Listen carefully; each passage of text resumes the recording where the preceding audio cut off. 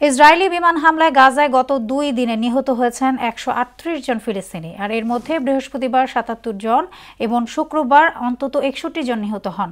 Kamal Adwan হাসপাতালের পরিচালককে আটক গাজার স্বাস্থ্যসেবা খাতকে নিশ্চিহ্ন করার অপকৌশল বলে মনে করছে অ্যামনেস্টি ইন্টারন্যাশনাল। এদিকে সিরিয়ার নতুন নেতা আহমেদ আল শারার সঙ্গে সাক্ষাৎ করেছেন ফ্রান্স ও জার্মানির পররাষ্ট্রমন্ত্রীরা। কাজী শাহরিনের ডেস্ক রিপোর্ট। ফিলিস্তিনের গাজা উপত্যকায় থামছেই না ইসরায়েলি বর্বরতা। গত 2 দিনে ইসরায়েলি বাহিনীর হামলায় আরও অন্তত 138 ফিলিস্তিনি নিহত হয়েছেন। আহত হয়েছেন বহু মানুষ। এর মধ্যে বৃহস্পতিবার 77 জন এবং শুক্রবার অন্তত 61 জন নিহত হয়েছেন। গত 15 মাসের ইসরায়েলি লাগাতার হামলায় মোট নিহতের সংখ্যা 45,700 ছাড়িয়েছে। আহত হয়েছেন অন্তত 1 লাখেরও বেশি মানুষ।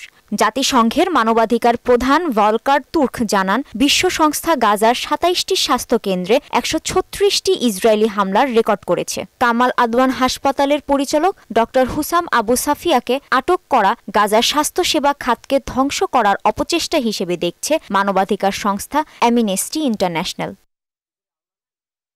এদিকে সিরিয়ার নতুন নেতা আহমেদ আল শারার সঙ্গে শুক্রবার দামেস্কে সাক্ষাৎ করেছেন ফ্রান্স ও জার্মানির পররাষ্ট্রমন্ত্রীরা। বাশার আল আসাদের ক্ষমতাচ্যুতির পর ইউরোপের এই 2 দেশের পররাষ্ট্রমন্ত্রীর সঙ্গে শারার এটি প্রথম বৈঠক। ফরাসি পররাষ্ট্রমন্ত্রী জিন নোয়েল এবং জার্মান পররাষ্ট্রমন্ত্রী অ্যানালেনা বেয়ারবক বলেন, তারা সিরিয়ার সঙ্গে একটি নতুন সম্পর্ক তৈরি করতে চান।